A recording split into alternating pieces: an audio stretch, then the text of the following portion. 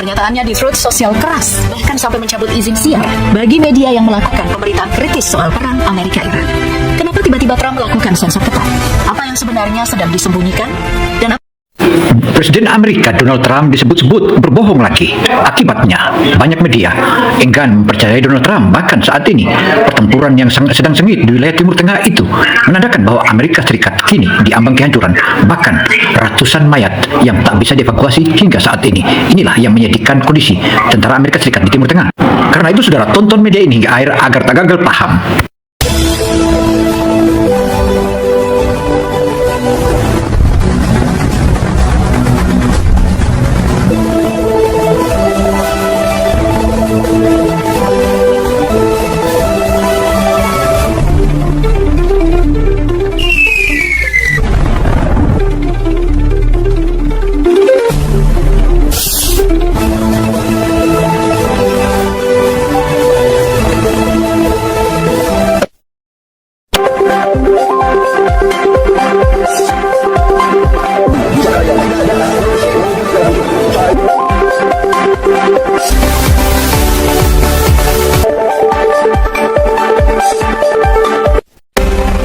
Pernyataannya di Truth Social keras, bahkan sampai mencabut izin siar bagi media yang melakukan pemberitaan kritis soal perang Amerika-Iran.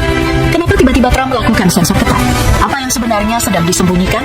Dan Presiden Amerika Donald Trump disebut-sebut berbohong lagi. Akibatnya, banyak media enggan mempercayai Donald Trump. Bahkan saat ini, pertempuran yang sedang sengit di wilayah Timur Tengah itu menandakan bahwa Amerika Serikat kini diambang kehancuran. Pernyataannya di Truth Social keras, bahkan sampai mencabut izin siar bagi media yang melakukan pemberitaan kritis soal perang Amerika-Iran. Kenapa tiba-tiba Trump melakukan sensor ketat? Apa yang sebenarnya sedang disembunyikan? Saudara, pertempuran sengit yang terjadi di wilayah Timur Tengah antara Iran, Amerika Serikat, Israel merupakan salah satu puncak kegagalan Amerika Serikat. Hal ini disebutkan oleh pengamat-pengamat militer internasional. Bahkan mereka menyebutkan bahwa kegagalan Trump kali ini betul-betul menyisakan kepedihan bagi ratusan tentara dan mayat-mayat tentara Amerika Serikat di wilayah Timur Tengah.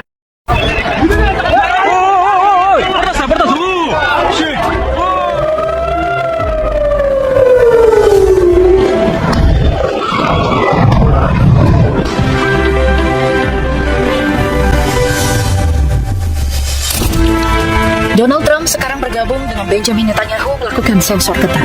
Pernyataannya di Truth Social keras, bahkan sampai mencabut izin siar bagi media yang melakukan pemberitaan kritis soal perang Amerika-Iran.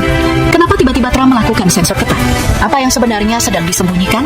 Dan apakah ini berkaitan dengan kondisi pangkalan militer Amerika setelah diserang proksi Iran? Di segmen ini kita akan bongkar apa yang sebenarnya disembunyikan Amerika dari konflik ini. Saudara, keseruan antara Iran dan Israel Amerika Serikat ini makin memanas. Bahkan saat ini terbilang seluruh pengamat internasional menyebutkan bahwa hal ini merupakan salah satu kerugian besar bagi Amerika Serikat dan Israel. Bahkan belakangan ini disebut-sebut Trump kini berbohong lagi. Demikian paparan sejumlah media yang dikabarkan. Pernyataannya di Truth Social keras, bahkan sampai mencabut izin siar bagi media yang melakukan pemberitaan kritis soal perang Amerika-Iran. Kenapa tiba-tiba Trump melakukan sensor ketat? Apa yang sebenarnya sedang disembunyikan?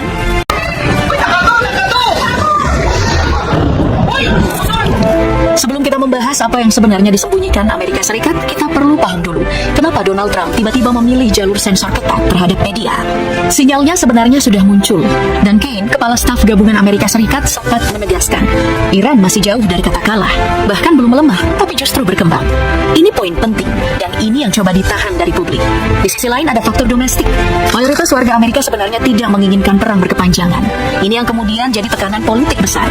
Untuk meredamnya, Trump mulai mengancam media yang menyiarkan narasi negatif soal konflik. Bahkan, akses citra satelit ke kawasan Timur Tengah ikut dibatasi. Semua ini bukan kebetulan. Ini adalah upaya mengontrol persepsi. Karena kalau publik tahu kalau pangkalan mereka rentan diserang, dampaknya itu bukan cuma militer tapi juga politik. Dan ini baru permulaan. Kita akan bongkar satu persatu. Pernyataannya di Truth Social keras, bahkan sampai mencabut izin siar bagi media yang melakukan pemberitaan kritis soal perang Amerika-Iran. Saudara, pertempuran antara Iran dan Amerika Serikat Israel tentu saja merupakan salah satu kekeseruan. Bahkan disebut-sebut Amerika Serikat mengalami kerugian yang sangat-sangat signifikan. Bahkan belakangan ini disebut-sebut ratusan tiap hari tentara Amerika Serikat dan Israel yang gugur di medan laga. Hal inilah yang menjadikan seluruh masyarakat Amerika Serikat turut membenci Donald Trump.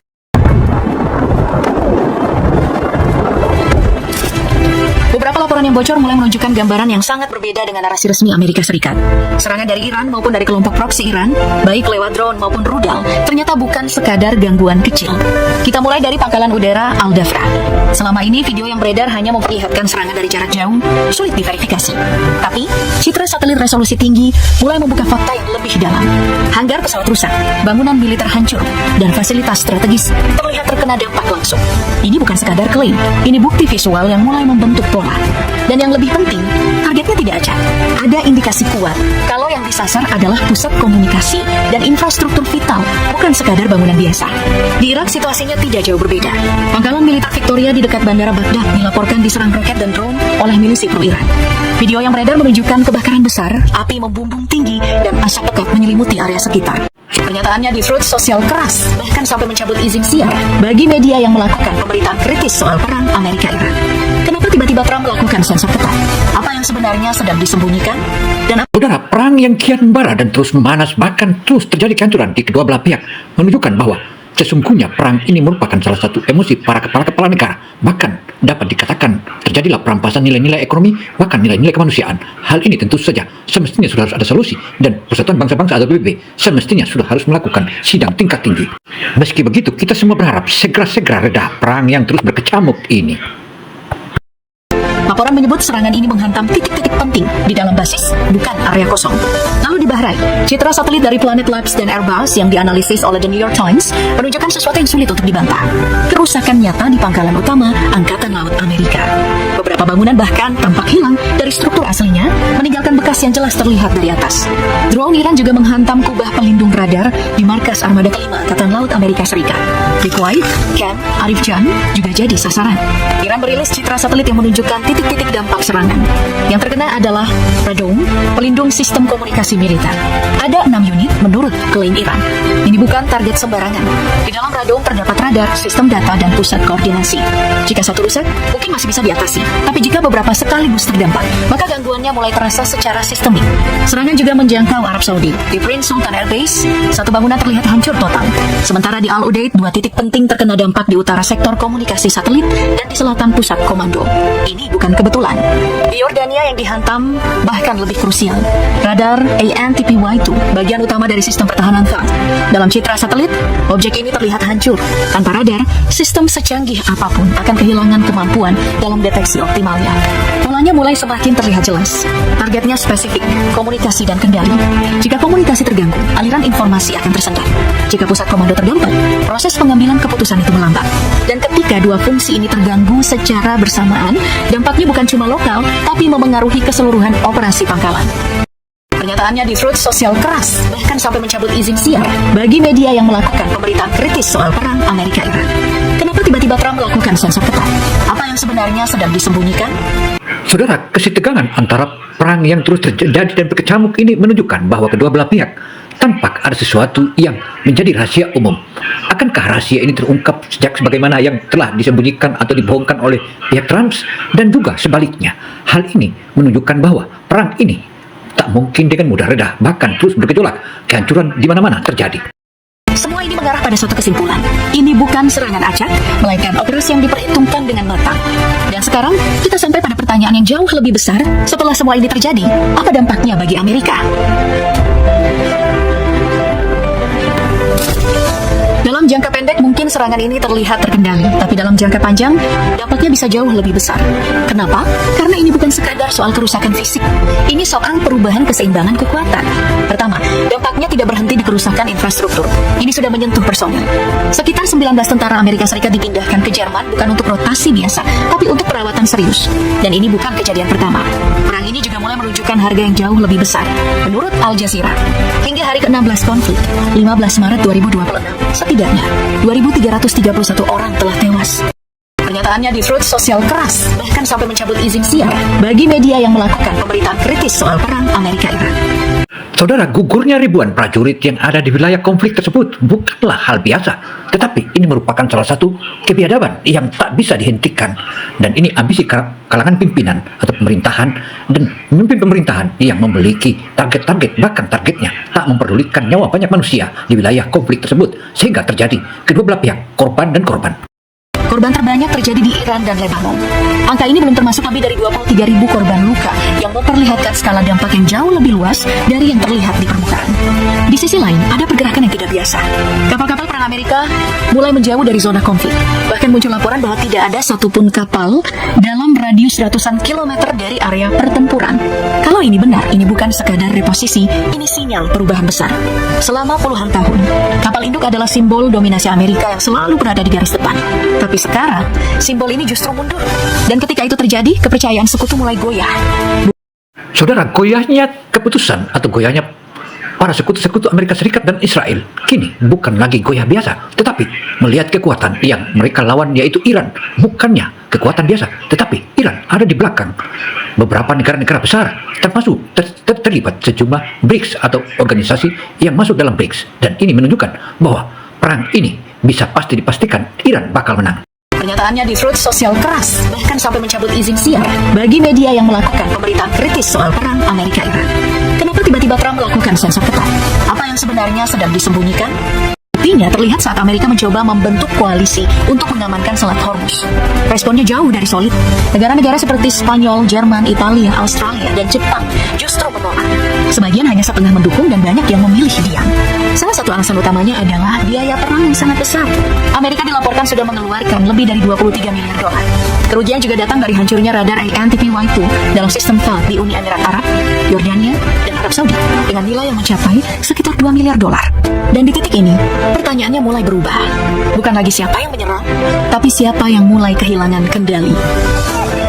Saudara, hilangnya kendali kontrol peperangan yang terjadi di wilayah Timur Tengah itu membuat Amerika Serikat dan sekutunya bergidik. Bahkan saat ini terbilang banyak di antaranya mereka memilih mundur, bahkan memilih diam. Hal ini bukanlah permainan biasa, tetapi permainan ekonomi dan merupakan kerugian yang terus diderita oleh pihak Amerika Serikat dan sekutu. Dan ini bukan lagi rahasia umum, tetapi itulah yang sesungguhnya fakta sebenarnya. Pernyataannya di Truth Social keras, bahkan sampai mencabut izin siar bagi media yang melakukan pemberitaan kritis soal perang Amerika-Iran. Kenapa tiba-tiba Trump melakukan sensor ketat? Apa yang sebenarnya sedang disembunyikan?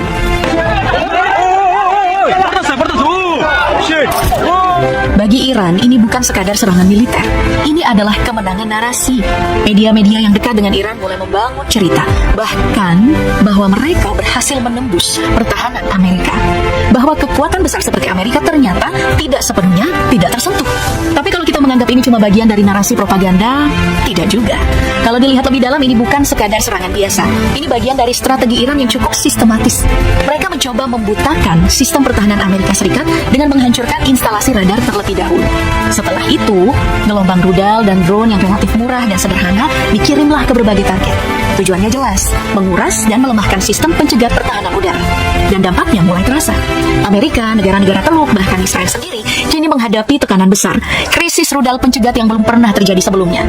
Ini bukan lagi soal serangan, tapi perang daya tahan yang menguji logistik dan kesiapan jangka panjang.